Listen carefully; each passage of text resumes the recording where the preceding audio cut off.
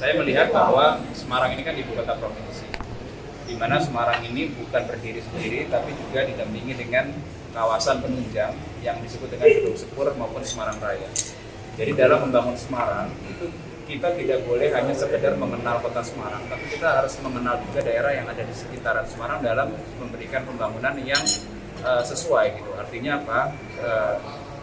Kita harus bisa memberikan dampak dua arah terhadap kota Semarang dan daerah penyangga. Karena tentunya kota Semarang hari ini dengan pengembangan yang sangat cepat, kita harus tahu program-program apa yang bisa diintegrasikan dengan kawasan sekitar sehingga memberikan dampak kedua belah pihak. Dampak terhadap kota Semarang ada added value-nya atau nilai lebihnya, dampak terhadap kota penyangga juga.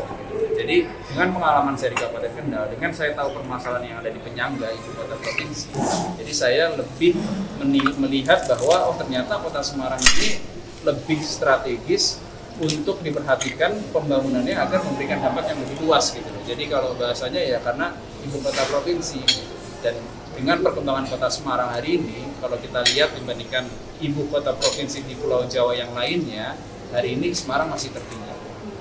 Dan kalau kita bandingkan dengan kota-kota lain yang ada di Jawa Tengah, trennya hari ini kota Semarang agak sedikit tertinggal. Artinya memang ini butuh kecepatan. Jadi dengan kompetensi yang saya miliki, dengan latar belakang yang saya miliki, kemudian dengan niat saya yang tulus untuk membangun kota Semarang, kemudian dengan pengalaman saya di Kabupaten Kendal, jadi insya Allah saya mampu untuk memimpin seperti ibu kota provinsi dan ketua algoritma lah, di mana di sini harus bisa saling bersinergi antara kota Semarang dan juga penyangga. Dan itu bukan hanya terkait isu pembangunan, tapi isu lingkungan, kemudian isu-isu strategis yang lainnya yang ada di kota Semarang ini juga berhubungan dengan kawasan penunjang.